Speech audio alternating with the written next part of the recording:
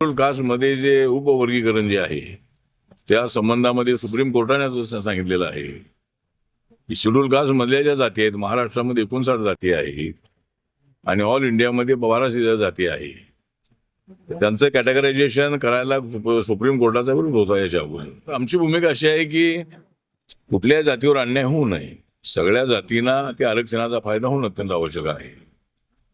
तर माझी सूचना अशी आहे की आता 27 मध्ये जी जनगणना होणार आहे, या जनगणनेमध्ये बौद्ध किती आहेत, मातंग किती आहेत, चर्मकार किती आहेत, कक्कया किती आहेत, मांगारोडी किती आहेत, किंवा ज्या सगळ्या 59 जाती आहेत, तर त्या जातींच्या लोकसंख्येच्या प्रमाणामध्ये त्यांना आरक्षण द्यावं अशी आपली मागणी आहे. कुणावरती अन्याय होऊ नये.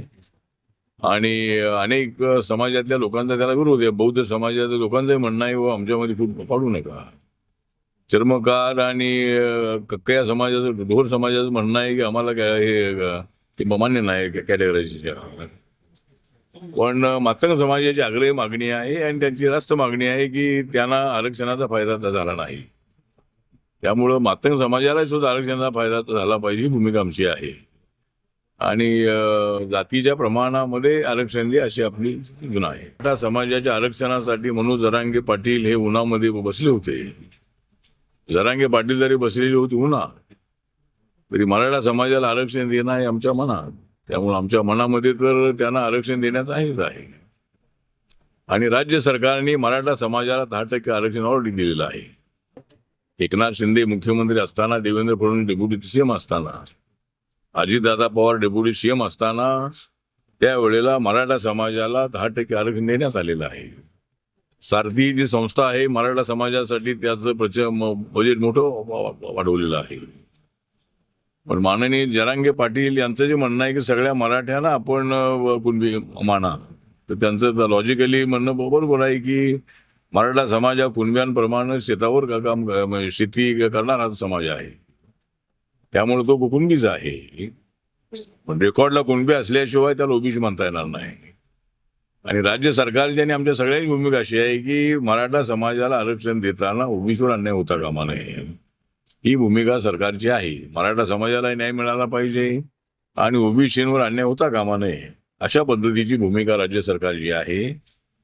आणि त्यामुळं मला असं वाटतं की ज्यांच्या नोंदी कुणबी आहेत अशा कुटुंबातल्या मुला मुलींना हे आरक्षण मिळालं पाहिजे ओबीसीचं. पण सरसकट मराठा समाजाला ओबीसी म्हणता येणार नाही आहे. ओबीसीच्या यादीमध्ये मराठा समाज नाही. आणि जर त्यांना ओबीसी अशा पद्धतीचा निर्णय राज्य सरकारने घेतला तर कोर्टामध्ये काय तो टिकणार नाही आहे. मराठा समाजाच्या आरक्षणाला सर्वात अगोदर आमच्या पक्षाचा पाठिंबा राहिलेला आहे. पॅन्थरच्या काळामध्ये आम्ही नामांतरासाठी मोर्चे काढलेले आहे. त्यावेळेला मंडल कमिशनच्या शिफारशी मान्य करा ही मागणी आम्ही केली होती. त्यानंतर गरीब मराठा समाजाला आरक्षण मिळालं पाहिजे ही मागणी आम्ही केलेली होती. त्यामुळे मराठा समाजाच्या आरक्षणाला आणि मनोज जरांगे पाटील यांच्या आंदोलनाला आपला पूर्णपणे पाठिंबा आहे. पण मराठा समाजाला आता आरक्षण देण्याच्या संबंधामध्ये जरांगे पाटील यांच्या ज्या मागण्या आहेत त्याच्यावर सरकार विचार करत आहे. त्यांनी उपोषण मागे घेतलेलं आहे. तर पाहूया आता काय निर्णय होतोय तो. पण निर्णय लवकरात लवकर व्हावा अशी आमची इच्छा आहे. एक तर रिपब्लिकन पक्ष जो आहे हा रिपब्लिकन पक्ष बाबासाहेबांच्या खुल्या पत्रातला व्हावा अशी बाबासाहेबांची इच्छा होती की माझा पक्ष रिपब्लिकन पक्ष एका जातीचा असू नये, तर या पक्षामध्ये सर्व जाती धर्माचे भाषेचे लोक असावे. आणि आता आम्ही हा जो रिपब्लिकन पक्ष आहे मी माझा पक्ष बदलला नाही, पण मी पॅन्थरच्या नंतर बाबासाहेबांचा रिपब्लिकन पक्ष हा देशाच्या सर्व राज्यामध्ये पोहोचवण्याचं काम मी केलेलं आहे. त्यामुळं भारताच्या 28 राज्यामध्ये आणि 8 केंद्रशासित प्रदेशामध्ये आरपीआयच्या शाखा आहेत. आणि पक्षाच्या कार्यकर्त्यांनी मी सांगितलंय की आपली शाखा जी आहे ही शाखा एका समाजाची शाखा असू नये. गावामध्ये बौद्धवाडा आहे, त्या बौद्धवाड्यामध्ये शाखा आपली असलीच पाहिजे. पण ती फक्त बौद्धवाडीची शाखा असता का कामा नये, तर ती गावाची शाखा असली पाहिजे. आणि गावात राहणाऱ्या सर्व समाजाला एकत्र करून ती शाखा स्थापन होणं आवश्यक आहे. त्याशिवाय रिपब्लिकन पक्ष पॉलिटिकली स्ट्रॉंग होणार नाही. आणि बाबासाहेबांना एका जातीचं राजकारण अमान्य होतं, म्हणजे एका जातीच्या मतावर आपण निवडून येत नाही आहे. त्यामुळं रिपब्लिकन पक्ष जो आहे या बहुजन समाजाचा, दलित समाजाचा, बौद्ध समाजाचा, मायनॉरिटीचा आणि सर्व भाषिकांचा पक्ष व्हावा ही बाबासाहेबांची इच्छा होती. आणि त्या दिशेनं माझी वाटचाल सुरू आहे. तर हातभट्टीची दारू पिऊन अनेक वेळेला हातापर्यंत हजारो लोक मेलेले आहेत. अनेक ठिकाणी 100-100-150 लोकांचा मृत्यू झालेला आहे. काल पिंपरी चिंचवड आणि पुण्यामध्ये जवळजवळ 18-19 लोकांचा मृत्यू झालेला आहे. आणि याचं कारण हे आहे की या हातभट्ट्या ज्या आहेत, आपल्या हातभट्ट्यानं काय म्हणतात त्याला, या भट्ट्या ज्या आहेत त्या दारूच्या इलिगल अनेक ठिकाणी सुरू असतात. त्याच्यामध्ये वेगवेगळे केमिकल टाकण्यात येतोय. आणि आपली दारू जी आहे ती कशी नशात देणारी आहे की अनेक वेळेला गोरगरीब लोक त्यामध्ये मरून जातात. आणि फ्रस्ट्रेट असणारे लोक, काहीतरी माल धक्क्यामध्ये काम करणारे लोक, माथाडी कामगार असतील किंवा इतर सफाई मजदूर असतील, अशा पद्धतीच्या लोकांच्या जीवनामध्ये जो आनंद असतो तो आनंद फार कमी असतो. सातत्यानं रोज काबाड कष्ट करून आपल्या कुटुंबाला सांभाळण्याचा त्यांचा प्रयत्न असतो. आणि त्या फ्रस्ट्रेशनमध्ये अनेक लोक हातभट्टी दारू पितात. म्हणजे ही दारू तुम्ही किती वेळेला जरी बंद केली, आता पोलिसांचे आकडे जे आहे ते पोलिसांचे आकडे अनेक वेळ, दारूबंदी खात्याचा मंत्री असताना मला पोलीस अधिकारी सांगायचे की आम्ही एवढ्या ठिकाणी धाडी टाकल्या, 500 लोकांना पकडलं. आणि किती लोकांना पकडलं, किती धाडी टाकल्या, तरी हातभट्ट्या चालू असतातच. या गल्लीमध्ये पोलिसांनी पकडलं की दुसऱ्या गल्लीमध्ये बाटल्या मिळतात. त्यामुळं हे बंद होत नाही आहे. त्यामुळं हातभट्टी जर बंद होत नसेल आणि लोकांना परवडणारी जर ती दारू असेल तर सगळी पूर्णपणे तर दारूबंदी जर आपली नाही आहे, देशी दारूला परवानगी आहे किंवा परदेशी दारूला, वाईन शॉपला परवानगी आहे. म्हणून माझं व्यक्तिगत मत असं आहे की त्याच्याशिवाय सगळे सहमत असतील असं नाही. पण हातभट्टीच्या दारूला जर परवानगी दिली तर त्याचा महसूल सरकारला मिळेल. त्यानंतर हातभट्ट्या ज्या आहेत त्या हातभट्ट्यांवर कंट्रोल ठेवता येईल. म्हणजे हातभट्ट्या म्हणजे तुम्ही हा दारू बनवता कशी दारू असावी, तर या दृष्टिकोनातून त्याच्यावर पूर्णपणे प्रशासनाचं कंट्रोल असेल. आणि मग मला वाटतं हे जे अशा पद्धतीची प्राणहानी होते आहे तर ही होणार नाही. त्यामुळे याचाही विचार सरकारने करावा, अशा पद्धतीची माझी सूचना आहे. मला वाटतं हिंदुत्व संघटनांकडून अशी प्रयत्न होतो असं नाही आहे. पण मात्र समाजाला असं वाटतं की बौद्ध समाजाचे अधिकारी सगळ्या ठिकाणी पाहायला मिळतात. बाबासाहेबांच्या आंदोलनामुळं महार समाज त्यावेळेचा आणि आता बौद्ध समाज जो आहे तो ॲक्टिव्ह झाला आणि या बौद्ध समाजातल्या लोकांनी शिक्षणामध्ये मोठी प्रगती केलेली आहे. त्यामुळं जास्त फायदा बौद्ध समाजाला झालेला गोष्ट खरी आहे. पण मातंग समाजावर अन्याय नको ही आमची आरपीआयची भूमिका आहे. आरपीआयचं म्हणणं असं आहे की बाबासाहेबांचा पक्ष हा सगळ्या जातींचा पक्ष आहे. सर्व दलितांना एकत्र आणलं पाहिजे ही बाबासाहेबांची इच्छा होती.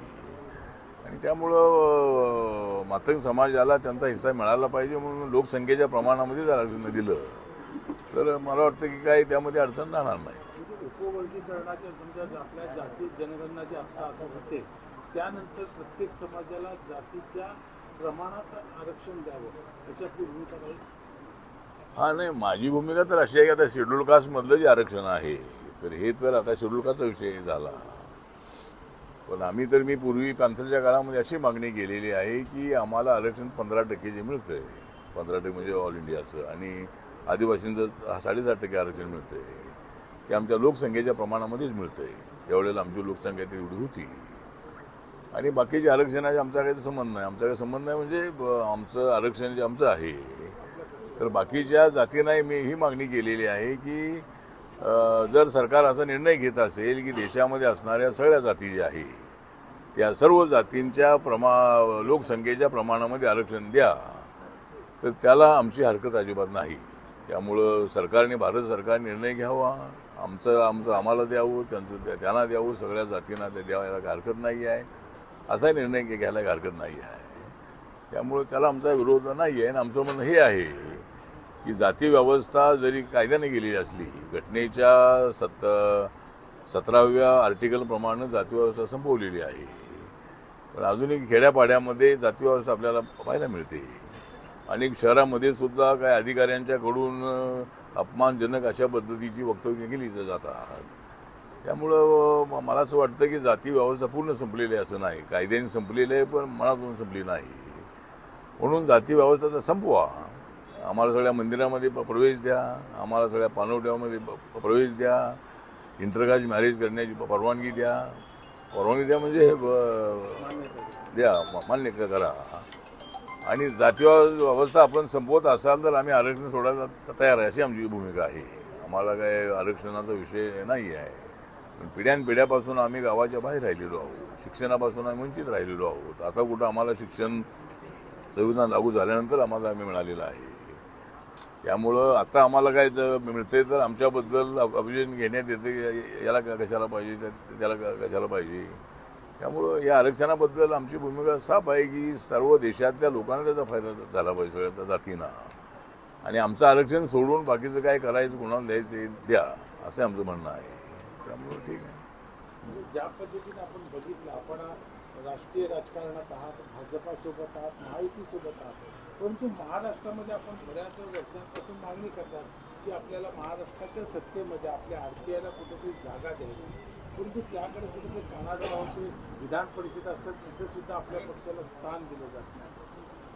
तर आपली इच्छा, आपले जे म्हणणं आहे ते बरोबर आहे की रिपब्लिकन पक्षाला सत्तेमध्ये योग्य वाटा मिळत नाही आहे.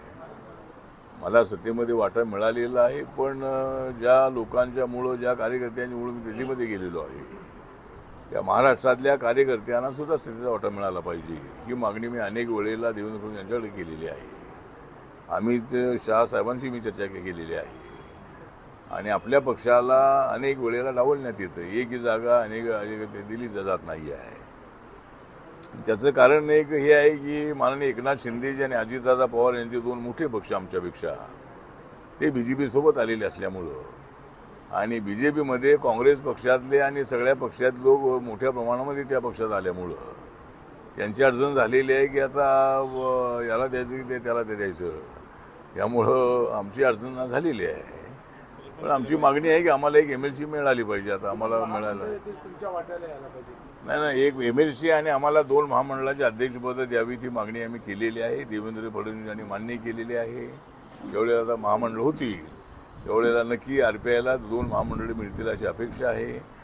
आणि 40-50 तरी आम्हाला जर मेंबर मिळाले तर प्रत्येक जिल्ह्याला एक तरी आम्हाला ते देता येईल. तर त्याप्रमाणे आणि आता ज्या 5 ज्या गव्हर्नर नॉमिनी जागा आहेत, 5 जागा, त्यामध्ये एक जागा आम्हाला मिळेल अशी अपेक्षा आहे. कारण असं आम्हाला असं देण्यात आलेलं आहे. त्याला एक प्रश्न मला पुढं जायचा आहे. हां, दुसरा एक विषय आहे तो क्रिमी लेअरची उत्पन्न मर्यादा 8 लाखापासून ते 15 लाख करावी अशी काही मागणी अनेक लोकांची आहे. तर त्याच्या संबंधामध्ये नीती आयोगाबरोबर चर्चा करू. आणि हा आमच्या भारत सरकारच्या कॅबिनेटचा निर्णय आहे. त्यामुळं लोकांची मागणी मात्र नक्कीच ही आहे. नक्की आपण या संबंधामध्ये माननीय प्रधानमंत्र्यांच्या कानावर नक्की आम्ही हा विषय घालू. आणि लोकांची मागणी आहे जे उत्पन्न मर्यादा जी आहे ती 8 लाखापासून वाढून ती 15 लाख करावी, त्यासाठी नक्की मी प्रयत्न करेन.